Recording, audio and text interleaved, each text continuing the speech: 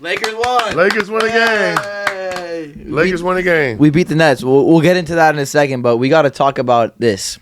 What's this? How would you feel if I told you, or what's your initial reaction to Lamar Odom is the 25th greatest Laker of all time?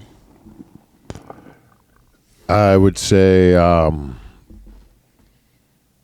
his dream really did come true.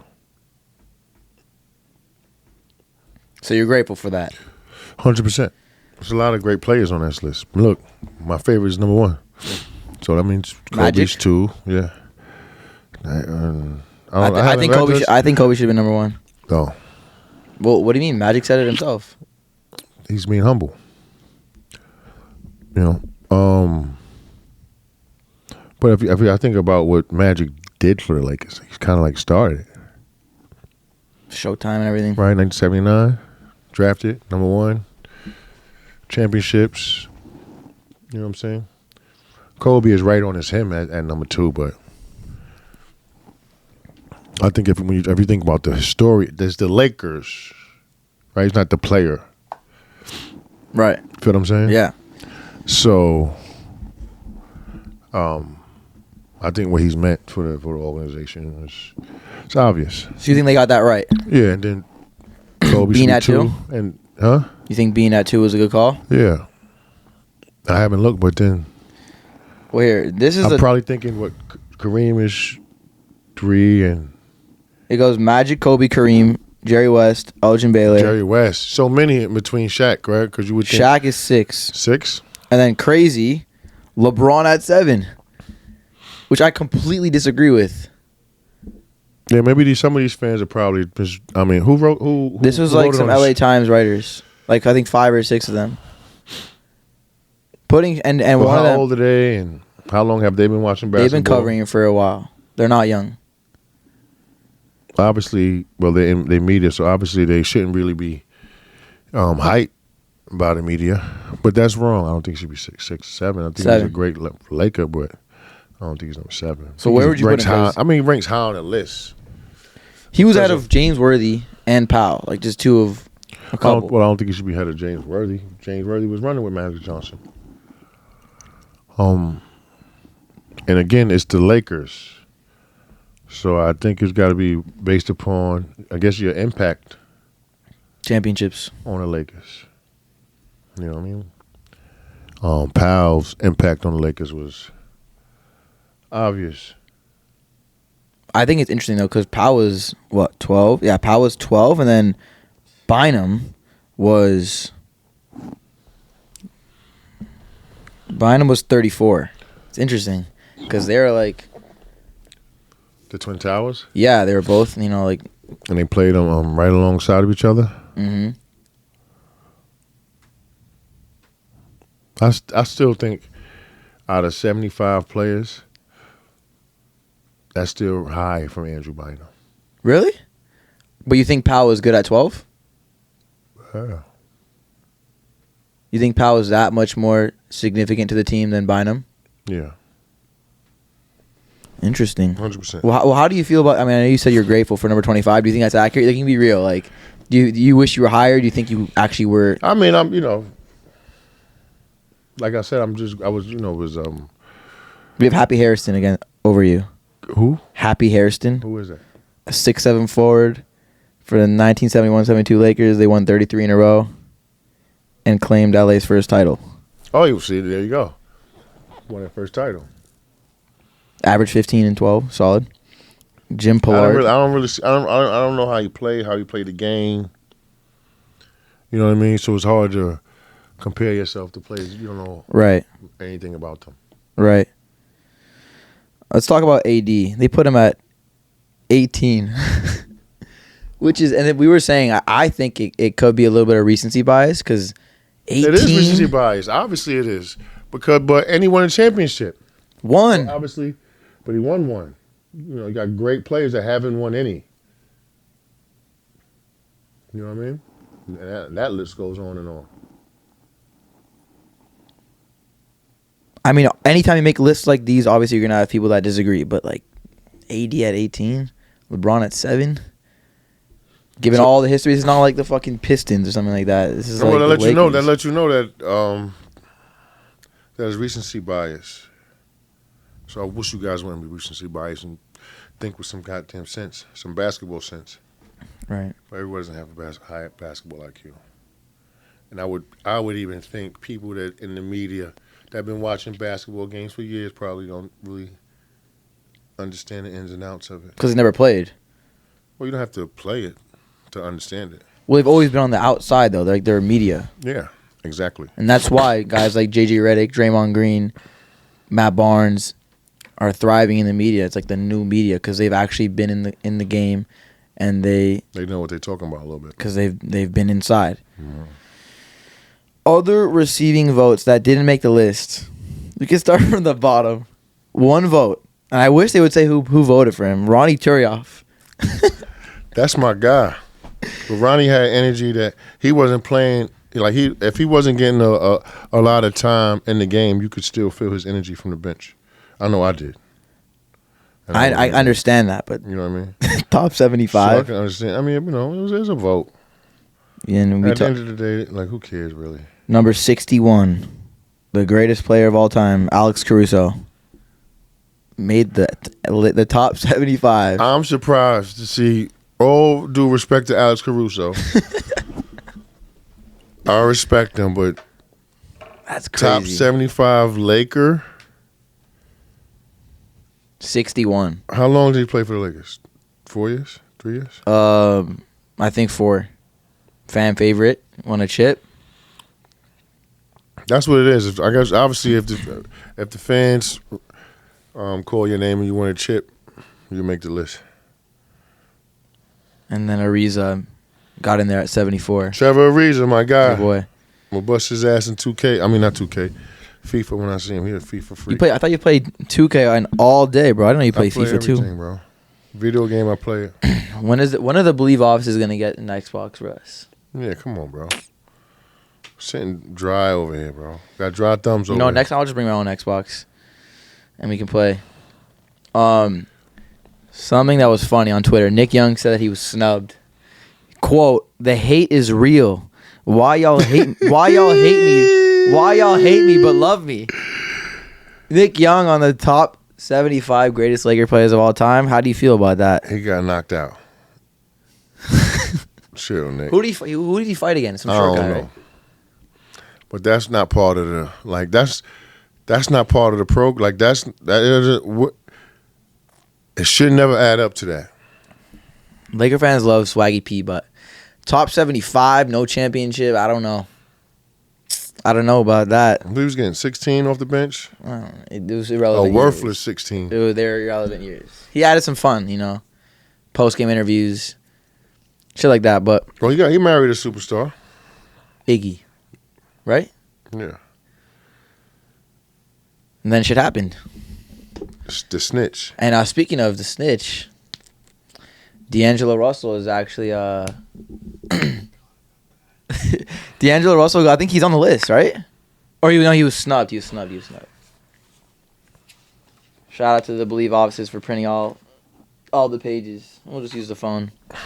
He was snubbed and he got 45 votes. So he was number 4 that didn't. So he'd probably be like number 79 according to them. What? By the way, what is your take on that? We've never spoke about that. What? What do you think about that whole thing with D'Angelo and Nick? They would have had to fight in the locker room. That's what everyone. That's what the fans are saying. You'd have had the green light to smack him in his face, and he couldn't do nothing. Something would have had to happen. The fans want them to fight in the ring because they saw that Nick Young was fighting. They're like, "Yo, put D'Lo in there." That would get views. But yeah, something would have had to happen behind that, because I remember going into the locker room, to the Laker locker room,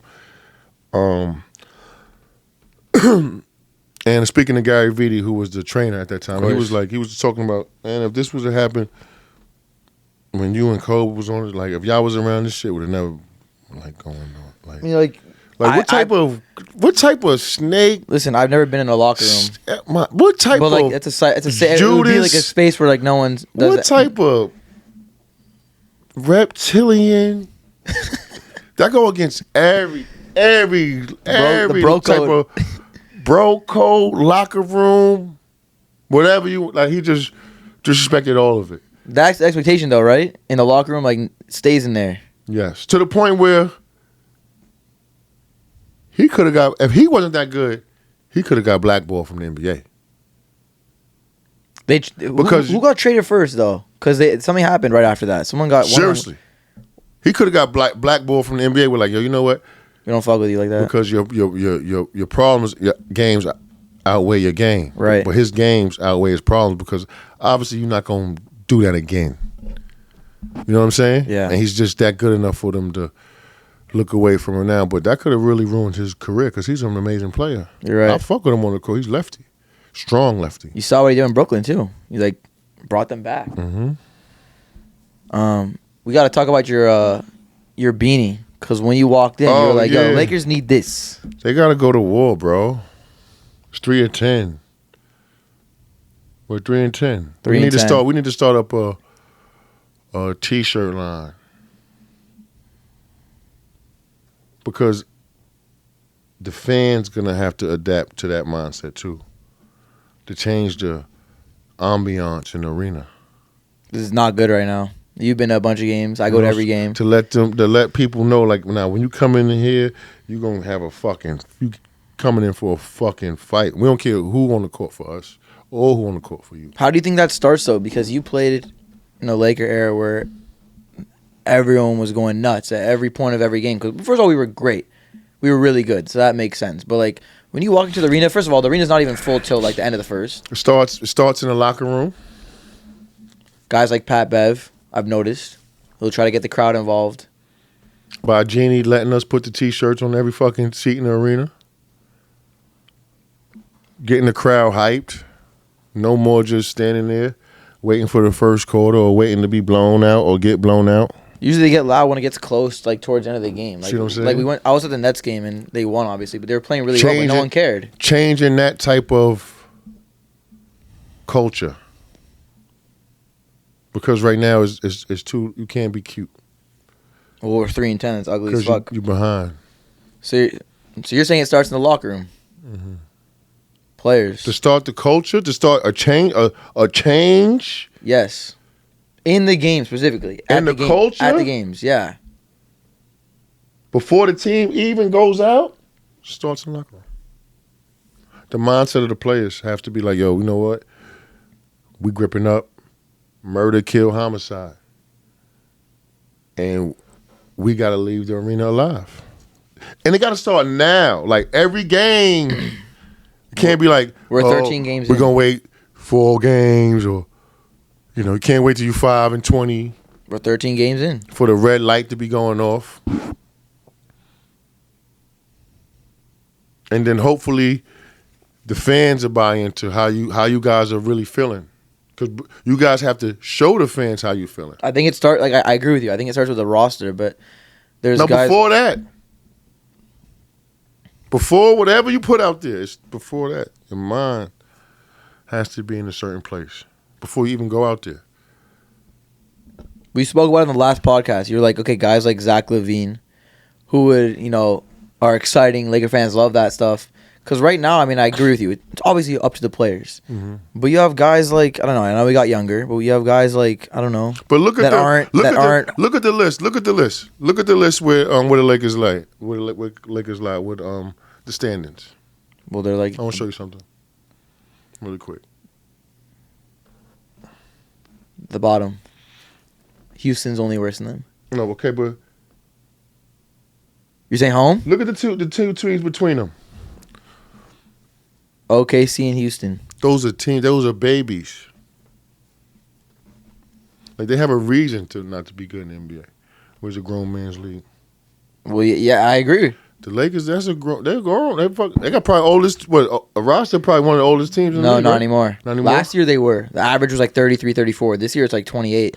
That's what they told Dwight. They literally told Dwight. He said at the Club Shay podcast. He was like, they didn't want to give me a multi-year deal because I was over 30. He said that. That's what they told him. They might have lost out because they need beef. And now that, they need experience. He went overseas now. You saw that, right? Did he? I think Taiwan, maybe Taiwan. They need somebody at least that know how to play. At least guard the rim. Okay, so speaking of that, but see, that's GM moves. And we spoke about that. We know that they got to make a move, and they will. They will. What, the GM? It's a matter of time. Yeah, they're gonna make a move. Speaking of that, we are getting not. But the GM is not a basketball guy. I don't know. Am I speaking out of? Well, you're saying Rob Pelinka's not a basketball guy. Like when I say basketball, like raised around basketball. I mean, he was Kobe Bryant's agent. Been around basketball all his life. He was Kobe Bryant's agent. Knows the game. He didn't become Kobe Bryant's agent until he was 24. You know what I mean? Or 28. He did play basketball. Did he? Yeah, he was in the NBA. Rob Pelinka is the Michigan. He played on Michigan. He's making some really bad choices. I agree. And Jeannie spoke about how it's like not her and Rob. It's like a collective amount of people that are making these decisions. Well, they need to. Rambis is in there. They need to upgrade. Buss is in there. They need to upgrade their roster. For your LA Lakers, your playoff starts right now. True. You need to come. Our backs are already against the wall. You need to come with that type of mentality. It's Game 7 right now. We need to be hearing defense. Everything from tip-off, from the tip. In the first quarter. Laker fans, we need you. And if they don't come out there and play for you, play for you after that, then we good. Then you deserve the boo. Then you can boo. That's what happens. Last year it happened a lot. But you see how like Russ started playing well. Mm-hmm. Every time he checks in, they go crazy for him. As they should. He's from. And LA. by the way, he is now the favorite in Vegas to win Sixth Man of the Year. How crazy? Well, not crazy because you literally said it, but I think that's interesting. No one would have ever predicted that. And he could really win it. Yeah, I don't think anyone predicted him to be in this spot. But if you're professional and you're put in the spot, then you might as well be the best in that spot. And that's what he's doing. We got Thomas Bryant and Dennis Schroeder coming back hopefully this Friday for our next game. What do you think they can bring to this team? Well, hopefully they'll bring one thing, a defensive presence. And they could bring the 2 E's, which is energy and effort. Both those guys do that. Yeah. After that, you don't really. I don't care about. I mean, I care about it. But if your ball doesn't go in, then I can still live. You know what I mean? If you give supreme energy and effort, because it's all about disposition. You have to carry yourself with a certain disposition, a winner's disposition. I think honestly, Dennis can start if he plays well. He'll take that spot from Pat. Because we know, I mean, it's unfortunate. Kendrick Nunn's not doing shit right now. Yeah, but what's crazy is that, like, in sports, I hate when they say take, earn, no, add on. Hopefully, he'll be a great addition. Well, he's gonna be taking someone's spot. Hopefully, he'll be adding on to the team. You know what I'm saying? You don't want to take him spot. You don't take the spot because the person that spot's taken still has to come out and produce. You're right. You feel what I'm saying? You don't want to put him in a position like that. That's what I'm saying. It's all mental. Feel what I'm saying? The greatest teams that win and the teams that win championships are all locked in like mentally that stable group. Yes. That's what you said about the 2009, 2010 team and also the 2008, 2009. You guys were so like unified. We meditated with each other. Yep. It's like, so we were basically praying with each other. You're brothers, like literally. Facts. Still to this day. 100%. And what connects you as brothers? Winning. It's a cycle. Not just hanging out. And you don't see that from the Lakers right now. I'm saying off the court. I bet you they don't hang out off the court. You can tell, huh? I know they don't. Because in L.A., it's hard to anyway. So I'm not going to even blame that on this team being young. You got $1 million. These young black motherfuckers. I got $1 million. I got $60 million. I don't need to even see y'all. No, I hear you. I'll check in at 10 in the morning. But that just means that like that means that this team doesn't want it then. Is that what you're saying? But it's just it's locker room. You know what I'm saying? They don't even understand the culture because they haven't experienced it. Well, I mean, LeBron and AD are the leaders, and they have experienced it. We'll see. Next game's on Friday versus the Pistons. You going? Winnable game. I'll be there. No, I don't go. It's Shabbat, but I'll be there on Sunday. Oh, it's Sunday, right? Saturday. Or Friday night. Yup. Quick hitters, and we'll finish it off. Why did you wear number 7? It's God's number.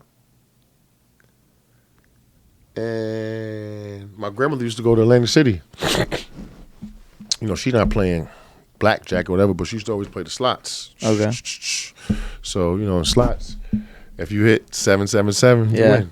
So I was like, you were always number 7? Always. In the NBA? I'm saying college. No, college I was number 5. Play all 5 positions, and they call me the package. Well, they call me the package because play all 5 positions and other reasons too. But we're not gonna get into that. And in high school, I wore 35. What have you done to mentally heal yourself after going what you went through? Well, I had to forgive myself, and I had to, forgive to the people that put me in that situation.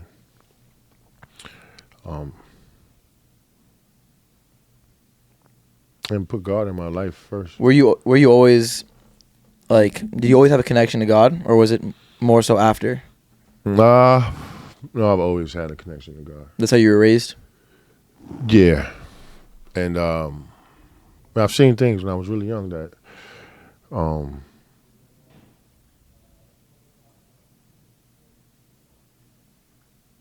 only put like a stamp, on my faith, and my people who brought God into my life kind of just stamped it. So I would say life experience too. I'm on the same page. Yeah. I was raised like that with spirituality. Yeah. And for me it was like life got really, it was great. Mm-hmm. And family was good, business was good.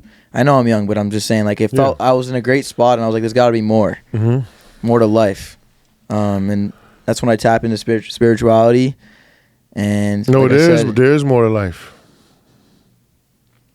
I think it's to live in heaven one day, or to be as close as God as you can get to positive. It's possible, right? Yeah. So I believe in that. But yeah, I just think I'm a happier person with spirituality, because you'll get so distracted and you'll get so down. Like about little things like the Lakers, you would think like fans are ready to kill themselves over the Lakers, and they'll literally be depressed because of the Lakers, and you gotta like step back and be like, "Yo, no, it's more than life. It's bigger." But that's another episode of the Late Show. We gotta get this win on Friday, get 2 in a row, start building. What's Detroit's record? I don't know, but they're garbage. But you know what though? But see, and that's where they're dead last, 3-12. But that's where like building up the disposition starts. Take the trash out, young man. 3-12. If you don't take the trash out, take care of what you got to take care of. The house is gonna start to stink.